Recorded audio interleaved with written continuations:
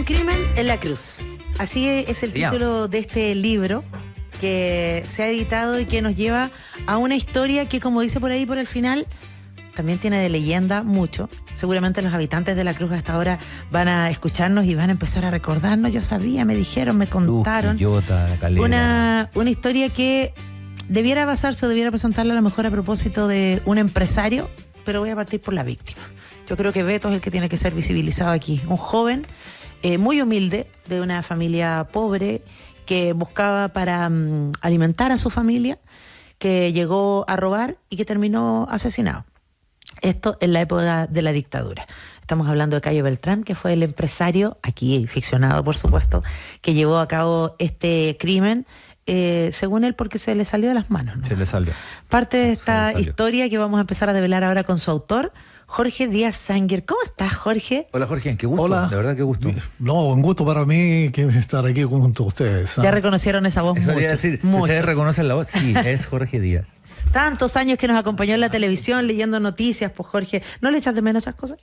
A esta altura de la vida no, cuando uno ya pasa los 70 años ya está en otra prácticamente, así que estoy dedicado a vivir un poco más la vida, a escribir, cosa que mucho tiempo lo dejé postergado. ¿Qué te lleva a este libro? ¿Cómo surge la idea de este crimen? No hemos hablado nada al respecto, pero me da la idea que hay una semilla hace rato, digamos, que le diste un par de vueltas a este libro. Sí, toda la razón. O sea, muchísimo tiempo lo tuve guardado, todos los antecedentes del caso. Está basado en un caso real, pero es ficción, ¿eh? Hay que tomarlo como ficción. Los personajes tienen nombres cambiados, situaciones, y seguí la línea central de lo que ocurrió, porque lo reporté bastante. Y desde hace mucho tiempo que tenía todo este material guardado, e incluso el expediente judicial completo del caso, que ocurrió en el año 76, pero yo lo puse en el 75, hay muchas variaciones al respecto, y me enteré de este caso que tuvo cierta resonancia nacional cuando yo era reportero policial y de tribunal en el diario Crónica de Concepción. Yo soy de Concepción, sí. Y allá fui reportero muchos años, hasta que me vine a Canal 13 el año 81. Pero la verdad es que fue un caso que me impactó muchísimo. Yo viajé muchas veces a la zona, estuve en Santiago entrevistando en varias oportunidades al abogado que defendía a la familia, a la víctima, que tuvo muchísimos problemas por seguir adelante el trámite judicial. Además, lo dejaron fuera incluso. Sí. ¿Ah? Pero él me entregó muchísima información. Al principio tuvo cierta desconfianza conmigo, pero después fuimos muy buenos amigos. Ya no está vivo, se llama Francisco Covarrifo, el abogado, y fue el determinante para que me entregara toda esta historia, la guardara mucho tiempo, y ahora que tengo más disposición, digamos, disponibilidad de tiempo, bueno, lo tomé y finalmente lo llevé a este libro. Jorge, ¿y en la época en que tú trabajabas reporteando o en televisión, pudieron darle cobertura al caso? En el caso o se pensando le dio, por la época de la dictadura. Sí, no se le dio cobertura al caso, sobre todo en esa época el diario Las Últimas Noticias, salieron ciertas cosas, pero fue muy leve la información en general, sobre todo por lo que era el personaje principal del caso, que es el que comete el crimen, que tenía mucha influencia del punto de vista económico, social y político en la zona. Entonces, y contrató grandes abogados para que lo defendieran, además. Entonces, de ahí, de alguna manera, intentó él siempre bajarle el perfil del punto de vista periodístico para que esto no se difundiera como correspondía. Claro, porque aquí en tu libro parece que muchos de los amigos del círculo que él tenía le dieron vuelta a la espalda, ¿no? Y no le prestaron ayuda. Pero me imagino que, claro, estamos hablando finalmente de alguien que era parte de la dictadura cívico-militar, precisamente, porque era un empresario que tenía sus contactos, que mantenía sus redes, que ejercían poderes. Sí, efectivamente, él tenía todos estos contactos, toda esta influencia, mucha vinculación con ciertas instituciones del punto de vista judicial y policial, además. Y del mundo de Viña, donde estás viviendo hoy día. Exactamente. Y bueno, hay ciertos personajes todavía vigentes que todavía creen que ellos pueden tener cierta impunidad cometiendo alguna fechoría, algunos crímenes, incluso ciertos fraudes. Lo que pasa hoy día en el país es un ejemplo clarísimo al respecto. Y este señor pensó de que lo que hacía iba a pasar colado, digamos, de alguna manera. O lo iban a proteger. Claro. Y finalmente, como se hizo muy público de alguna manera en la zona, el diario El Observador de Quillota, de Roberto Silva, que tiene mucha influencia. Hay unos extractos. Que lo citas ahí en el libro, claro. Está citado, y Roberto, que somos bastante amigos, digamos, él incluso entrevistó en una oportunidad en la cárcel al personaje principal y me contaba todos los detalles. Yo lo reporté muchísimo a Roberto. Bueno, entonces el diario El Observador fue un punto bien importante para difundir el caso, que está muy cerca de La Calera, La Cruz, del lugar donde ocurrieron los hechos. Y él tuvo toda esa fuerza para poder difundir muy bien todo lo que había pasado. Y eso permitió de alguna manera que este señor hiciera todo el esfuerzo también por bajarle el perfil a lo que había pasado. De hecho, hay una frase, página 80, todavía me acuerdo, donde está hablando no vamos a hacer spoiler tan grande, solamente un detalle. Está hablando el detective, digamos, Gatica, habla con su superior. Y en un momento el superior le dice que esto hay que cerrarlo y qué sé yo. Ya sé qué va claro, entonces le dice, pero es que nosotros estamos para revelar verdades. Y le dice, no. Pues entonces hazte periodista. Entonces hazte periodista si querés revelar verdad. Me gustó igual, me sentí como bien. Hay un elemento. Alguna vez que nos dejen bien a los periodistas. Hay un elemento, Jorge, del libro, ¿no? Está obviamente la historia, ¿no? Sí. Están los diferentes personajes, cada uno. Pero hay un personaje que es el ambiente tenso. O sea, el ambiente tenso es un personaje. Uno no se escapa nunca a lo largo del relato del momento que se está viviendo en este lugar que representa Chile entero, porque pasaba en todo Chile. Está, creo, muy hábilmente como pequeño micromundo que termina siendo un mundo mucho más amplio. ¿Cómo manejaste este tema de que el ambiente estuviera siempre presente, aunque no siempre lo describes, pero uno siempre sabe que está ahí, que está tenso todo el rato? Sí. Todo el momento está tenso. Ahí está el punto principal de lo que es la novela y lo que a mí me interesó mostrar, el entorno. El entorno, lo que pasaba, lo que ocurría en esa época. Imagínate que vivimos en esa época muy pocos años después de lo que fue el golpe. Y en general actuábamos con bastante precaución en todo, con mucho miedo, y teníamos toque de queda. Había una represión muy fuerte en esa época en Chile. Recordemos todo lo que fueron los detenidos desaparecidos, etcétera, lo que había, la tortura, los crímenes. Entonces, bueno, yo llevé este caso precisamente más del punto de vista del mundo civil, pero estos civiles que fueron estos cómplices pasivos, como se habló en un tiempo sobre estos casos específicos, pero reflejando ese mundo, como tú dices, Cristian, que pasaba en Chile a un punto muy claro de un hecho policial, pero que refleja el mundo exterior también. Claro, porque tú dices está inspirado en un hecho que es real. Yo agregaría que está inspirado en varios hechos reales, digamos, porque esta historia representa muchas historias, pasó mucho, y esto te lo pregunto, ¿no? Para los que somos de provincia, llamamos la provincia, pero en provincia pasaba mucho esto. Claro. Tú comentas, como el cacique local, ¿no? El que tiene contactos, pero a nivel local, y eso se notaba todo el tiempo.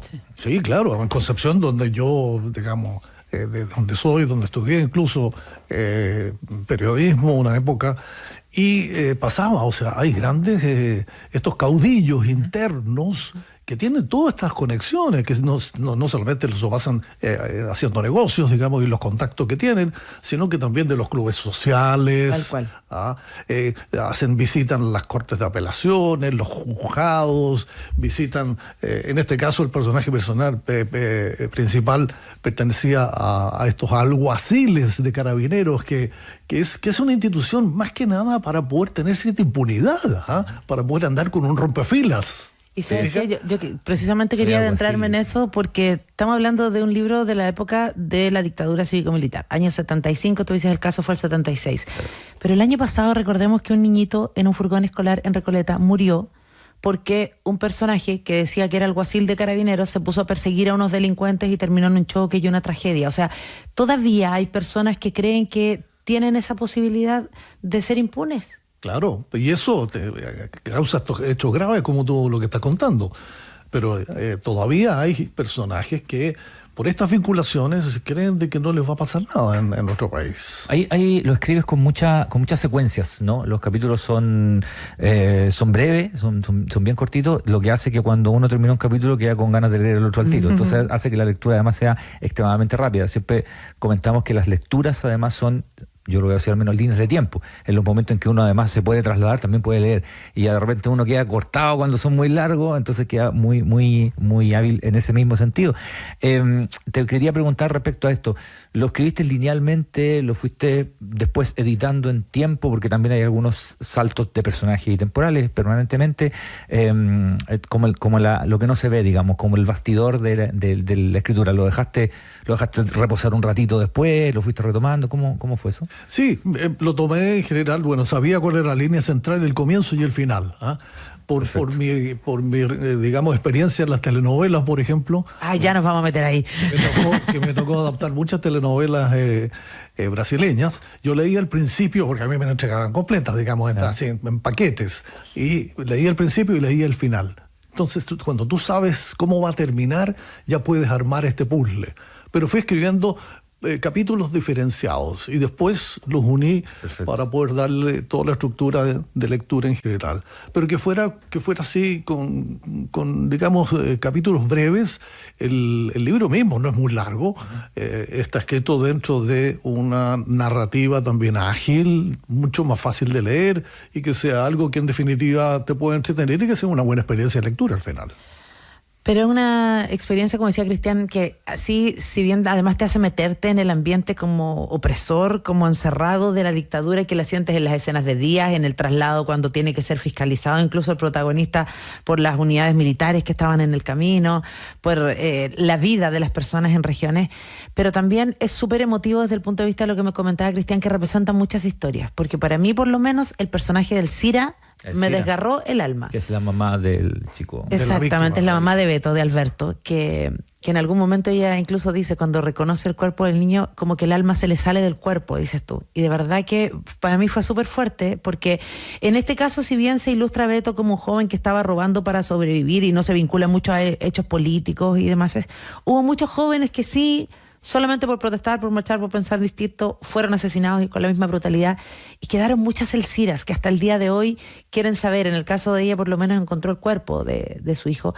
Pero hay tantas que no. Hay tanto dolor de esas mujeres que de alguna manera también son las que lograron que se hiciera justicia en este caso, y me imagino que en algunos otros. Claro que sí, hay muchísimas madres que todavía están pidiendo algún dato, algo de dónde están sus hijos. Y la justicia todavía no es capaz de poder resolverlo, esos casos. Y cada día nos sorprendemos mucho más. Fíjate que hay un caso que a mí que me tocó reportear muchísimo, que fue el de los detenidos desaparecidos de Laja San Rosendo. Sí, tremendo. Yo estaba en el Diario El Sur de Concepción trabajando en esa época, y fui cuando nos dieron el dato de que habían aparecido los cuerpos después de 6 años. Esto fue el año 79, y los hechos ocurrieron el 18 de septiembre del año 73.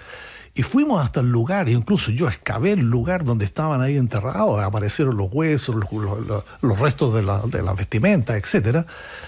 Recién el año 2025, el año pasado, fue apresado el principal ejecutor de esos crímenes.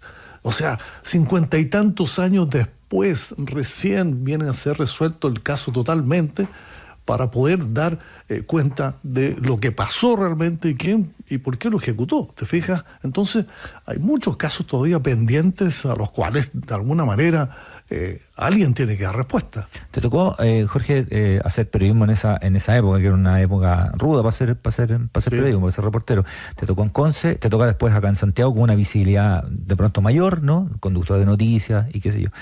Y por la época que estábamos viendo, a propósito del ambiente, ¿era muy complejo hacer periodismo en esa época? ¿Cómo te tocó a ti desde Conce, pero también en una visibilidad de pronto mayor? ¿Cómo era como era Tele 13? Por supuesto que sí. Imagínate, bueno, en Concepción desde un principio, desde los primeros días del 11, tuvimos censura en el diario, con alguien sentado al lado tuyo. Después ya empieza a operar la autocensura. Lo que la autocensura es bastante delicado y te va quedando a ti también en la mente la autocensura, lamentablemente. Como el prefecto que le dice a Gatica, no se meta en lío. Claro.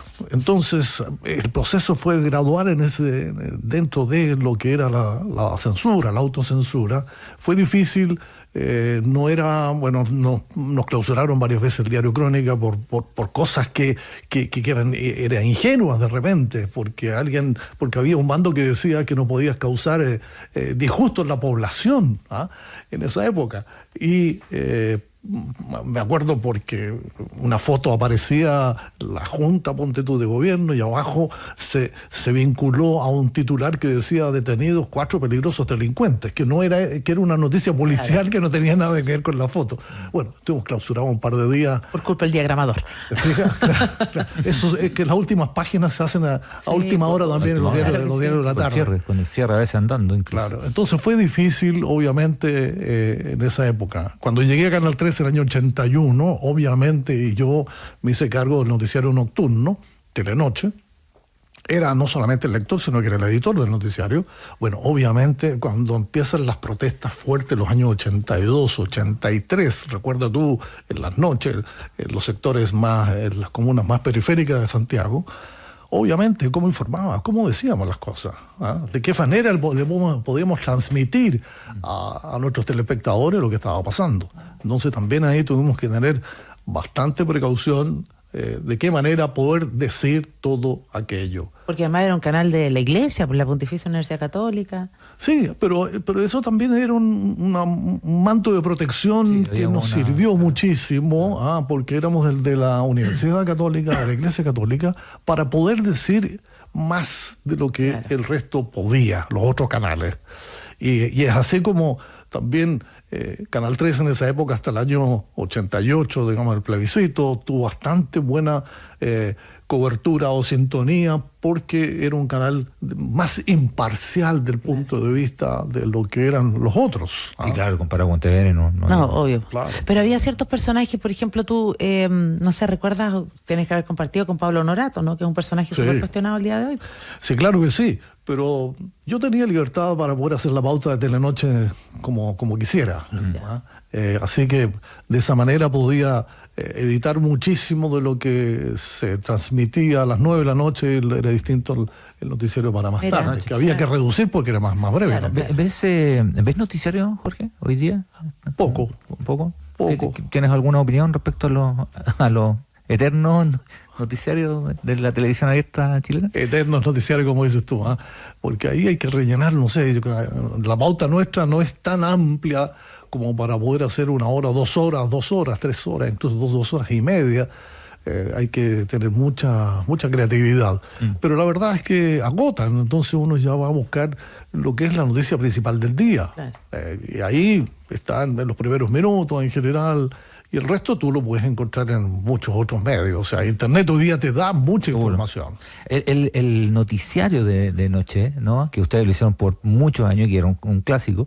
El noticiario de noche, que también nos tocó trabajar alguna vez, pero desapareció, digamos, de la televisión abierta. En cable todavía hay y todo. Uno estaba de pronto acostumbrado a ese resumen noticioso de la noche, un poquito más breve y qué sé yo. Era muy directo. Algunos, yo me crié con una familia que prefería ver ese noticiario que el de las 9, 8:30, 9, ¿no? Por muchas razones, en fin. Esa como figura, esa tradición de televisión chilena no está hoy día. Ese noticiero de noche con, insisto, canales de cable hay, y hay otros espacios donde hay, pero la televisión abierta, el noticiario de noche, que habían turnos incluso, y gente que estaba destinada para eso, no está. Ahora reality.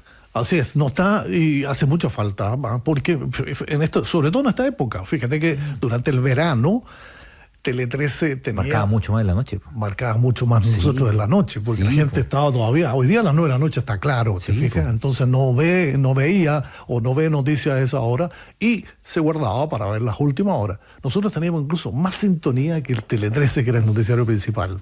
en esa época, durante los veranos. Pero hace falta algo que sea bien condensado, que te lo puedan decir también de una manera clara, bien específica, es lo que es el leitmotiv, digamos, lo que es la noticia en sí misma, para que la gente esté mejor informada. Ay, como tú reconoces, además con un poco más de libertad en esa época, no, pero hoy día lamentablemente perdimos espacio. Jorge, pero además tú tenías doble militancia. Claro. A propósito del tema de las teleseries que mencionaba recién. Teníamos una duda el otro día cuando sabíamos que ibas a venir. Por favor, hemos estado todos estos días esperando poder despejar esta duda. Sí, ¿cuál? Tú adaptaste al final. Tú mataste a Nice. De Ángel Malo y mataste a Nice. Mira, que hay una leyenda Sí, urbana. Con Oscar Rodríguez, yo primero había hecho Andrea y después me pasaron a mí esta telenovela brasileña, Ángel Malo. Ángel Malo. Decir que sí, Ángel Malo, estamos hablando. Ángel Malo, ¿se acuerdan de la escena de la Carola Regui con Bastián Bodenhofer, donde la Carola Regui está en la camilla y Lord está llorando? De las teleseries más icónicas de la historia de este país. Sí, mira, la verdad es que con Oscar Rodríguez, el director, gran director con el cual trabajé yo muchos años, casi todas las telenovelas, pensamos en dejarla viva porque queríamos hacer una secuela, hacer una segunda versión precisamente con este personaje que tuvo tanto impacto. Nice. Que imagínate, o sea, prácticamente 50% de la sintonía la tenía la telenovela todos los días. Berenice se llamaba. O sea, por algo, claro, Nice. por algo Carola Regui todavía está en las teleseries, como heroína. ¿Sí? Berenice. Nice. Y pensamos hacerlo y se lo planteamos al productor general de las telenovelas, Ricardo Miranda, y nos dijo, un momentito, estamos en un canal católico, universitario, tenemos que pensar esto, voy a planteárselo a la gerente de producción. La gerente de producción, que era Rogan Gumpers, muy conservadora ella, una persona muy inteligente además, con mucho tino para todas las cosas, dijo, vamos a hacer una reunión. Y fuimos a la reunión.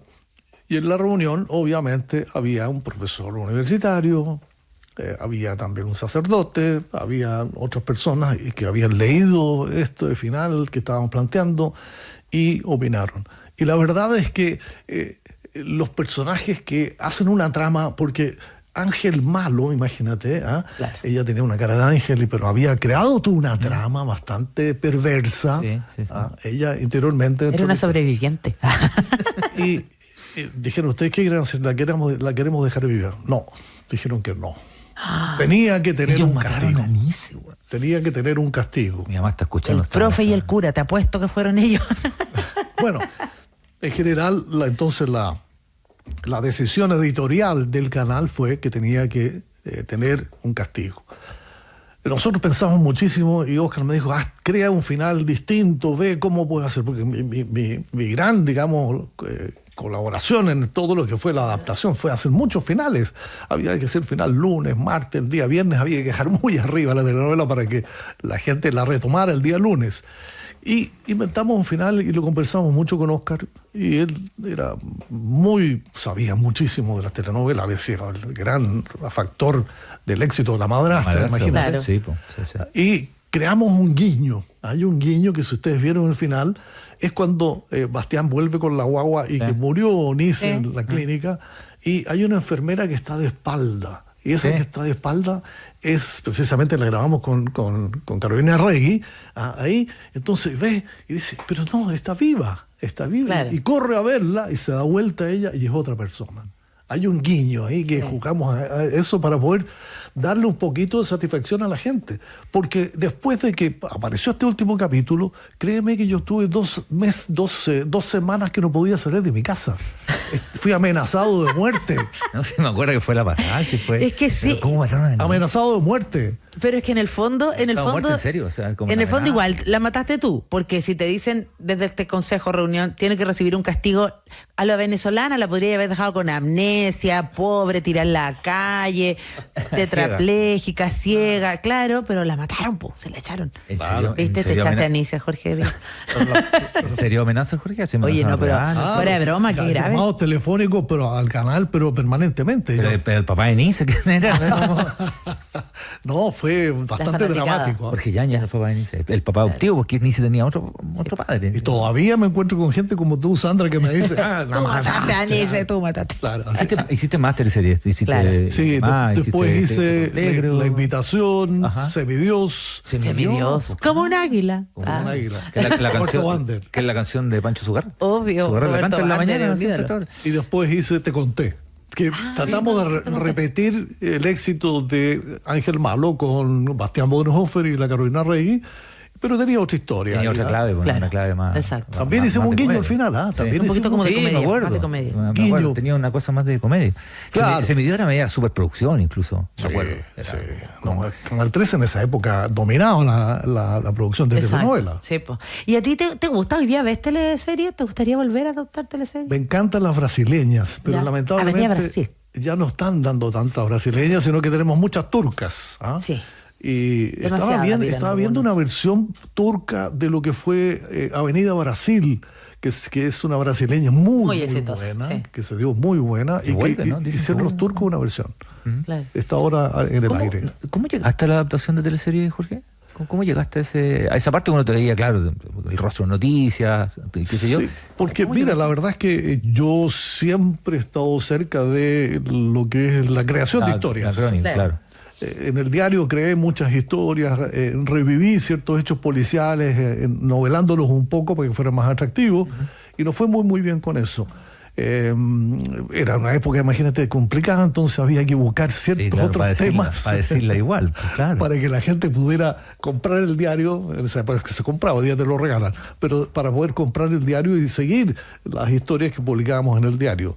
Y ahí, pues yo había empezado a escribir muy temprano, ya cuando estaba en el colegio, obras de teatro, poemas, cuentos, etcétera. Entonces hice varios cursos también de lo que se llama escritura creativa hoy día, al respecto, cómo escribir cuentos, cómo escribir novelas, etcétera. Y siempre tuve ese interés paralelo a lo que era el periodismo de hechos claros, precisos, en la actualidad. Hoy día están las teleseries verticales, a lo mejor tienes un nicho ahí.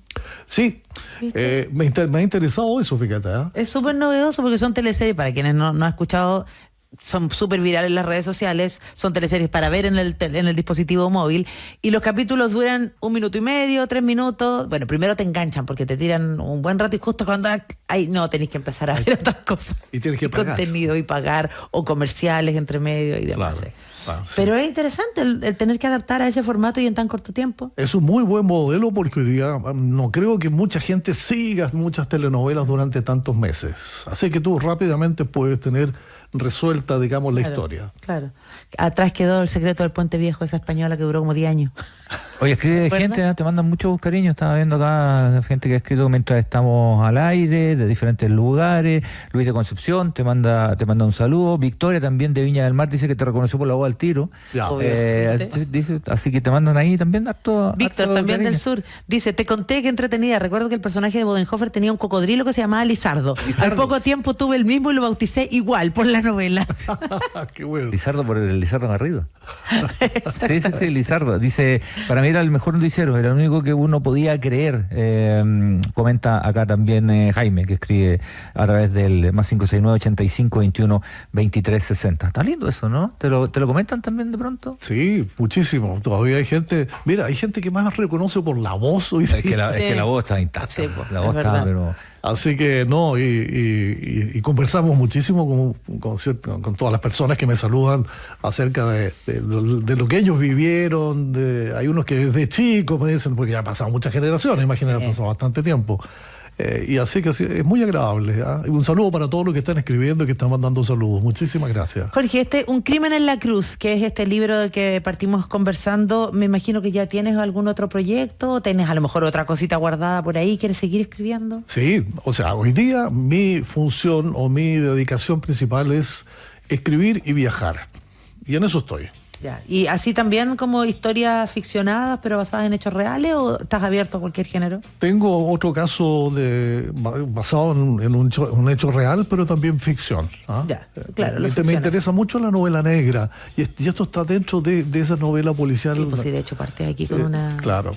con una cita de don Ramón Díaz-Heterovich. La novela negra tiene esto, que se asemeja mucho a la crónica también. Si uno quiere palpitar lo que se vive en cada país, es bueno empezar por la novela negra. Sí, eso es Ramón Díaz-Heterovich, que es Premio Nacional de Estuvo Literatura. aquí. Don Ramón, sí. Gran personaje. Sí, el otro día. Sí. ¿Te acuerdas? Don Ramón, que escucha este programa. Además, escucha, ¿verdad que nos dijo que escuchaba el programa? Un saludo para él porque yo lo admiro muchísimo. Uno de los grandes de la literatura chilena. Jorge Díaz Senger, disponible en las librerías. Busca Libre, nosotros también pasamos el dato porque siempre llevan los libros muy a tiempo. Un crimen en la cruz, felicitaciones y muchas gracias por estar aquí. Muchas gracias por venir. Que vaya muy bien. Esta invitación. Muchísimas gracias. Yo los escucho siempre también ahí. Ay, qué emoción. Sí, somos muchos ciudadanos. No, sí. Así que muy agradecido por esta Váyase escondido por si se encuentra con un Nissan Lover por ahí. Que estés bien. Chao.